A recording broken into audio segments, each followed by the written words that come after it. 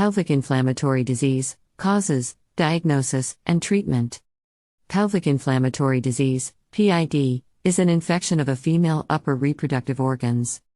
The reproductive organs include the uterus, womb, fallopian tubes, and the ovaries. Most of the time, PID is caused by bacteria from chlamydia and gonorrhea. These are sexually transmitted infections, STIs. Having unprotected sex with someone who has an STI can cause PID.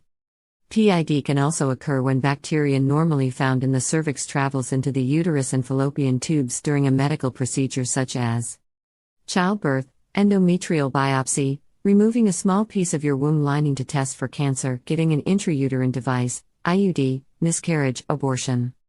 You are more likely to get PID if you have a sex partner with gonorrhea or chlamydia, have sex with many different people, had an STI in the past, you have recently had PID, you have contracted gonorrhea or chlamydia and have an IUD, you have had sex before age 20.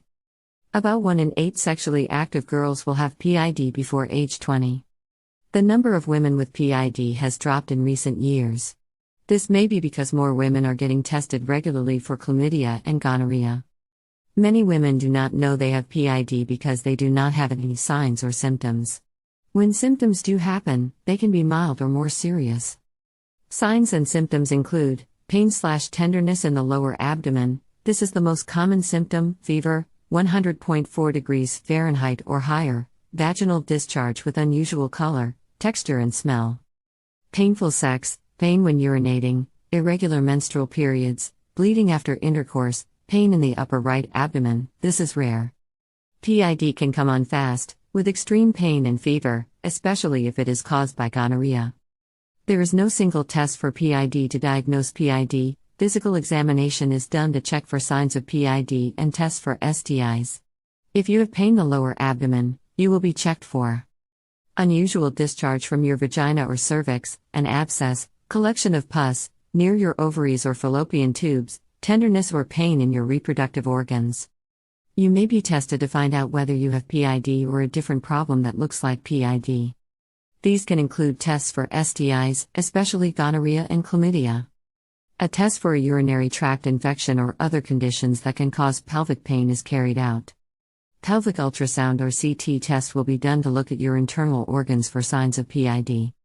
For treatment, your provider will often have you start taking antibiotics while waiting for your test results.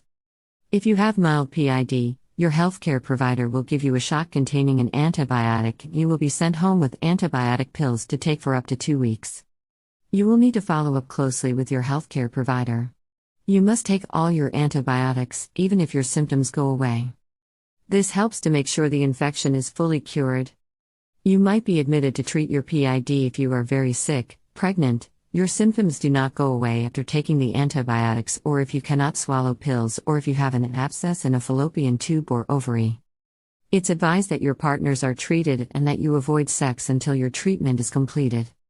If left untreated, PID can lead to serious complications like infertility, ectopic pregnancy, and chronic pelvic pain, pain that does not go away. Scarring inside the womb or of the tubes from PID may lead to the need to have surgery or undergo in vitro fertilization, IVF, to become pregnant. Antibiotics will treat PID, but they will not fix any permanent damage done to your internal organs. The most effective way to prevent PID is to protect yourself from sexually transmitted infections, STIs. This means using a condom for vaginal, anal or oral sex, getting tested, being monogamous and reducing the number of sexual contact.